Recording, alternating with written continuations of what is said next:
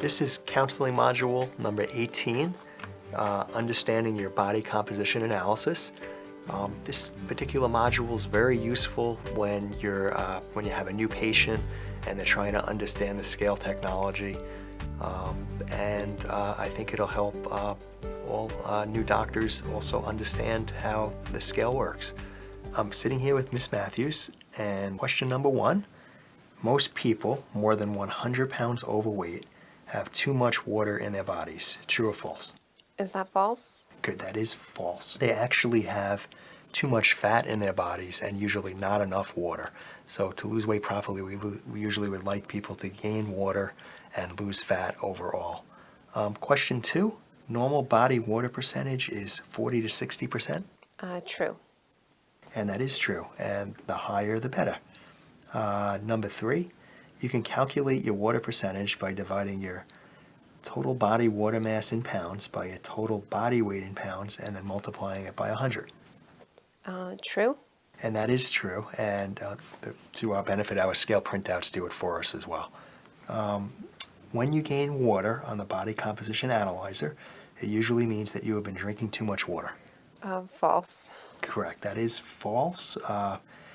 You have to be well hydrated to lose fat, but gaining water really doesn't have to do with how much water you're drinking. It has to do more with what's going on with the fat in your body. Number 5, we're concerned with fat percentage because fat cells have hormonal effects on the body that promote weight gain. True. And that is true. Fat cells are hormonally active. That's why we care so much that people lose fat. Number 6, it is possible to lose muscle when an individual is losing weight.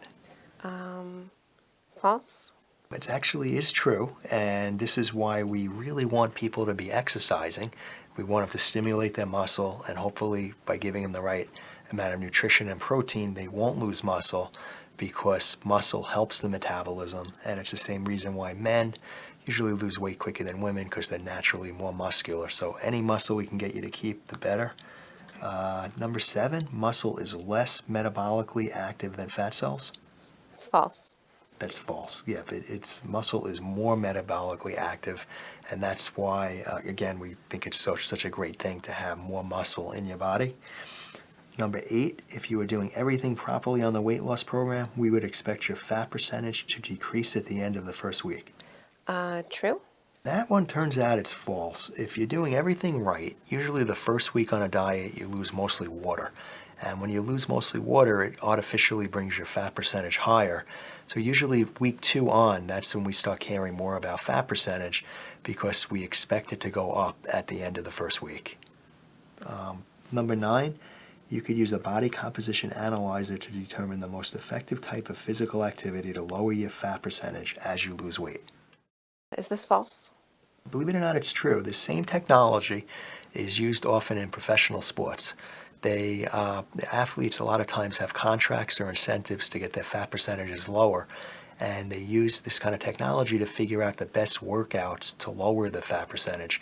So I may not know what's going to work best for you, but what will happen is if we get you putting in the time doing activities you like, we could see how it's working and then change it up and see what happens on the body composition analyzer. Because a lot of times how a body reacts to exercise is genetically determined.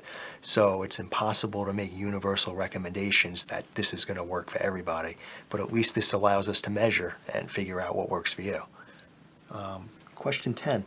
As a predictor of overall health, a lower BMI is more predictive than a lower fat percentage. That's false. Correct, that is false. And BMI, body mass index, a lot of people, even in the medical profession, use to monitor people with weight issues.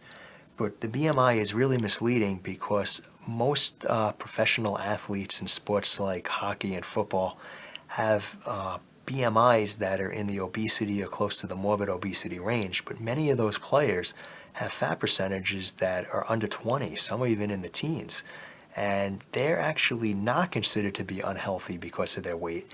They're considered to be elite athletes and really healthy. So the compartment in your weight that really predicts health is fat percentage.